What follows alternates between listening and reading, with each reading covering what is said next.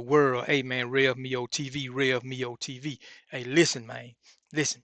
Hey, let's get them subscriptions up, man. Y'all know I got something that I'm trying to bring to social media. Let's get them subscriptions up.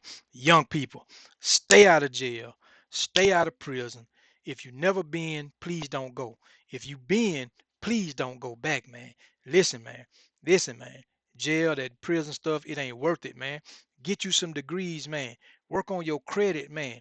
Build your credit up, man. I'm telling you, man, you will make your life a whole lot easier, man. It's a whole world out here to see, man. Don't spend your time in no jail cell, man. Okay? Get closer to God. Get in you a good Bible teaching church, man. All right? It'll make a difference in your life, man. Listen, Rev Mio TV, I'm gonna tell y'all about the aftermath, man. The aftermath of Ken beating up two black dudes. Okay? So here go the aftermath of Ken. Ken was a white dude. And when I was at this prison, man, in Georgia in the 90s, like I been told y'all, man, the ratio of white to black, man, out of 1,100 and something inmates, it might have been 100 white people on the whole compound, man. They was heavily, heavily, heavily outnumbered, man. And so you break that up dorm for dorm for dorm for dorm. Like in my dorm, it was like 95, 96. I think it was 98 if I remember the numbers right. I want to say the dorm held 98 people. The white dude slept downstairs in the corner, the far corner, in the last 3 to 4 rooms down there. That's a total of a maximum of 8 people. So it was only 6 to 8 white guys in the whole dorm. The rest was black people. So you talking about like 90 to 8. Every dorm had them kind of lopsided numbers. You understand what I'm saying? So it was bad, man. It was bad. There was a lot of extortion going on and stuff, right? So the dude Ken had them beat up one black dude, right? They mess around, let him get a foul one. They asked for the foul one. You know, a foul one is a fair fight, man. It's one on one. So they asked for the foul one. Ken took him in the room. They locked the door in the room. Still cage match. Bump, bump, bump, bump, bump. Ken done bopped him in there. Ken done beat the dude up. He busted him up. The first dude, he busted him up pretty good. Busted him up. So then this black dude named Duke, Duke wanna avenge the little homie butt whooping. Y'all know I don't cuss, man. So ride with me. All right. So he got his butt whooped, and so Duke wanna avenge his butt whooping. Ken did not want to fight Duke, not because he was scared, but because he knew the black folks was not gonna take no two whoopings from no white dudes. Period. He knew that he was gonna have to check himself in, man. So he packed his bags ahead of time, you know what I'm saying? And then went into the steel cage match. He beat up Duke too. So he done beat up two black dudes in a matter of hours in the same day. So now he knew that the folks were gonna get him, man. So he had took off running to the Ken had took off running to the officer. The officer was at the door. You know what I'm saying? During the open move. So he ran to the officer, checked himself in, man. They checked him into the hole because the dude had pulled that knife on him. Dude pulled the knife on him. And he, you know what I'm saying? He finna stick Ken. Ken took off running. Ken got away. So look, here go the aftermath though, right? See, let me tell you about prison. When I got to this joint, right, man, I get to the prison. I had some homies at the prison, man. Um, and I remember my homeboy, Big Brute, big 6'9", right? Big 6'9". Rest in peace, homie. I remember him, right? Telling me, okay, let me rewind. Cause the first day I got there, man, I get there, you know what I'm saying? You get your shower shoes and stuff, you know, come time me take a shower, you know what I'm saying? I'm a real clean dude. So, you know, I go take my little happy little butt on over there to the shower, you know. Um, I'm kind of, You know what I'm saying? I'm wild, but at the same time, I'm sensible too. I ain't with none of the gang stuff, and you know what I'm saying? Like, but it's some gang activity going on down there, right? It's stuff going on. And then in the state of Georgia back in them days, I can't say how it is now. I don't know how it is now. Cause I ain't been in the state of Georgia prisons in a long time. But back then you had Atlanta, which was all the metropolitan areas of Atlanta, Marietta, College Park, East Point, Decatur, uh, all them areas, man. All them areas, the Atlanta, you know what I'm saying? The Atlanta people always had a lot of people because Atlanta metro area, man, is huge, right? So you got Atlanta, then you had Savannah, that's a separate situation, right? Then you had Augusta, depending on the situation. Sometimes I seen where Augusta ride with Atlanta sometimes, but I seen Augusta dudes ride with Savannah too. Then you had Macon, you had Columbus, then you had, you know what I'm saying? I done seen it a couple different ways where they might just say South Georgia. And South Georgia would be all them other towns, Valdosta, um, Bainbridge, Swainsboro, um, all them different towns and little bitty cities down in South Georgia, Albany. You know what I'm saying? Sometimes they exclude themselves from Savannah and they ride together. You know, so that's how it be. It be big old cliques, right? So, but then of course you always got black against white. You know what I mean? So anyway, man. So the dude had him checked himself in the hole because he done beat up the two black dudes, and the other black dude was trying to stab him after right after he done beat the dude Duke up, the white boy Ken. He see Duke pull the knife, and you know somebody like nah, he got a knife, he got you know what I'm saying. And so Ken took off running. So the dude had started chasing him, but he couldn't catch Ken. Ken ran to the police. Ken checked in. So we get locked down. They come down there, they do their interrogation, right? They lock you in your room. They come down there, all the different the other police, you know what I'm saying, and the lieutenant, whoever, um, a couple of counselors and stuff. They come down there, they gonna interrogate. You know what I'm saying? Did you see what happened? Did you see anything that happened to inmate such inmate Kenneth, whatever his name was? Did you see what happened? Do you know anybody in here anybody in here harassing him or bullying him? No, no, no, no. So you know they ask the little questions and they move on. They kept us locked down the rest of the day. Well, the next day they let us back out, right? So in prison, a couple things you don't do when you in these type of prisons.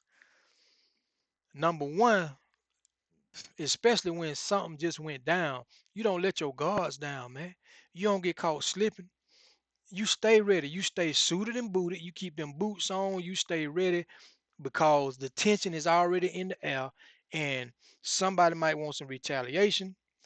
Somebody might want some kind of get back. Somebody want to make an example out of somebody. Somebody, you know what I'm saying, you might be somebody target. So you don't get up in the morning and just wander off by yourself in the morning. The ambush might be waiting on you, right? You don't leave your cellmate in the room with the door open. The ambush might come in on him. So another thing you don't do is, which when I first got there, is you don't go to the shower by yourself. No, you don't just get up and just go to the shower. So I get my little stuff. I go to the shower.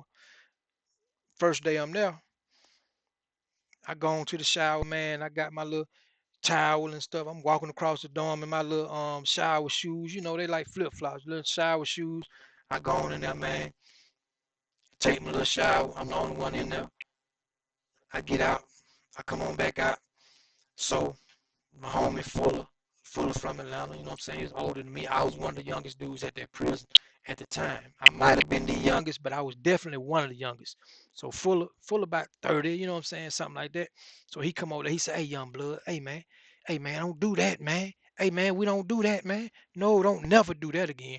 He's like, man, you don't go no shower by yourself, man. You always let somebody know, man, when you go into the shower, man, so we can watch your back. You know what I'm saying? So I'm like, okay, I feel you, I feel you. So then, so apparently Fuller or somebody had done told my big homie, big big 6'9", right? So when I go out the next day, you know what I'm saying? I remember going over on to the rec yard, right? So we walking around the little rec yard thing, and I remember Big 6'9" coming up. He said, "Hey man, come on man, you know better than that, man. Come on, me yo man, man, you don't go no shower by yourself, man. You know better than that, man. They told me, man. They told me." I said, "Man, I slipped, big home. You know what I'm saying? But that's the kind of move it was, cause I did see some people. I'm gonna have to give y'all a couple of them stories, cause I saw at least 2 or 3 times where you know what I'm saying, where dudes tried to get or dudes got caught slipping. You know what I'm saying, dealing with that shower, right? So anyway, so fast forward back to the next day after we done got off this lockdown from Ken going to check in the PC, cause he done beat up 2 black dudes, right? So one of the white dudes, man, white dude, tattoo, tattoo. You know what I'm saying? He ain't nothing but a little dope head for real, for real. He good at doing them tattoos though. He good at doing them tattoos, but he be fiending. So that coffee sometimes a lot like they drug down there. So he get up the next morning when they pop them doors, he come out the door. He going to get him some coffee. He got his slides on. His slides, you know, like his little like shower shoes or something. They slides, you know. Um, he go get his little coffee cup. This ain't no coffee cup, but he go get his coffee cup, right? He go to the now I don't see this happen. You know what I'm saying? I'm in my bed sleep, right? I'm in the bed sleep.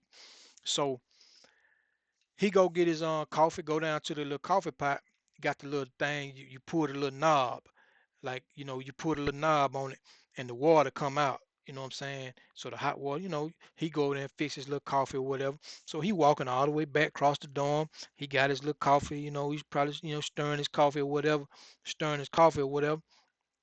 And so he get all the way back down there by his room, down there by that corner. And the white dudes only slept down there in that little corner down there because the rooms be sectioned off. You know what I'm saying?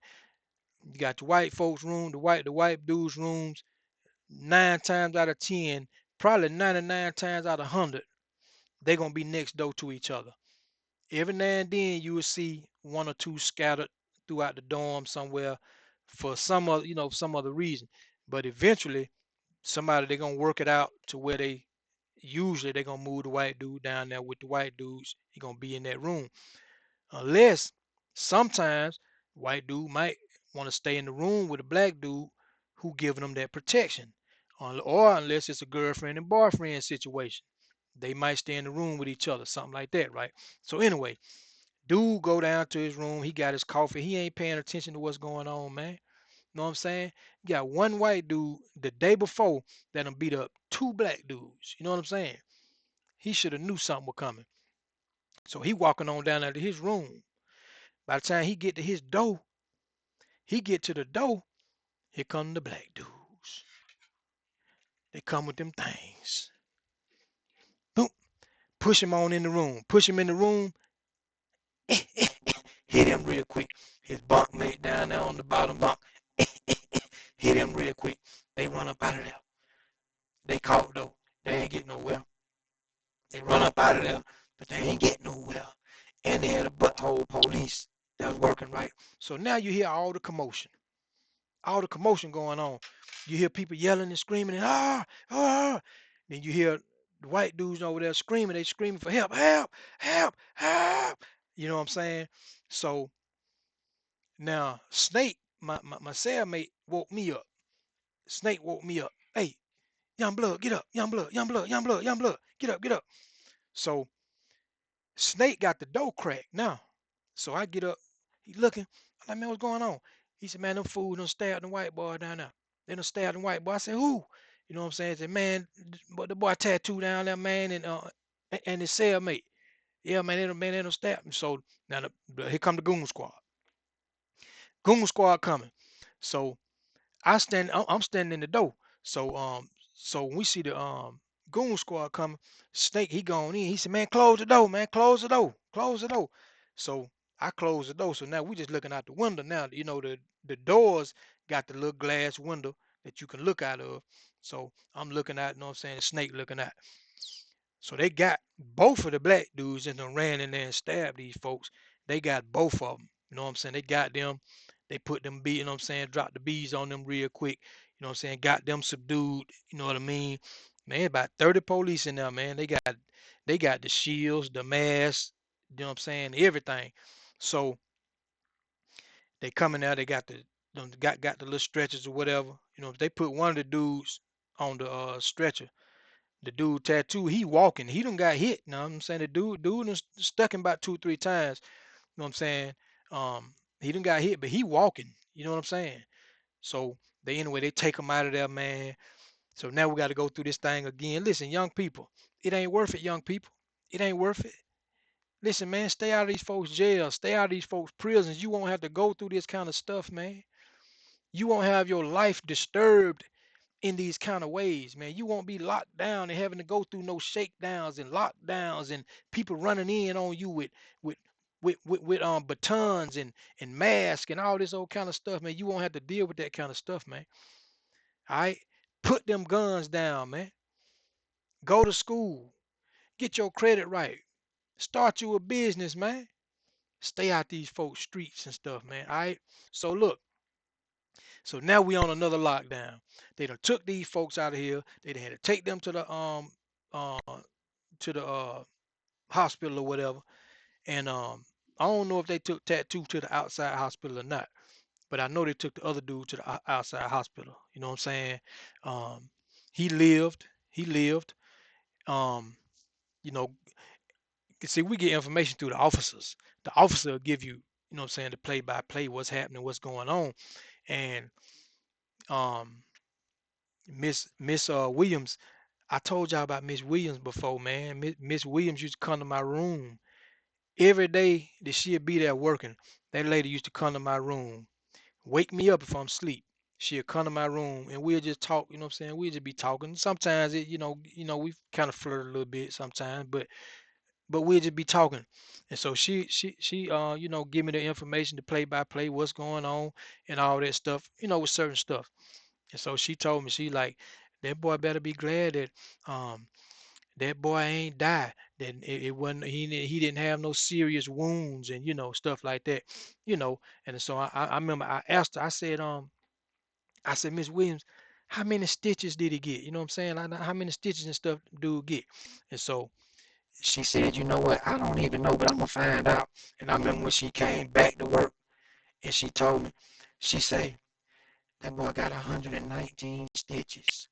Yeah, I got 119 stitches in like 3 or 4 different places, you know what I'm saying? But in total 119 stitches, you know. So yeah, he put some work in on him, you know what I mean? And the other dude tattoo, I forgot, his wasn't as major. He got stuck too. But listen, man, messing around these folk jails and these folk prisons, man, this the kind of stuff you will get, man. All right. Rev Mio TV, hit that subscribe button, hit that notification bell, and share this video with at least 3 people. Comment on the video. Real Mio TV. Y'all be blessed.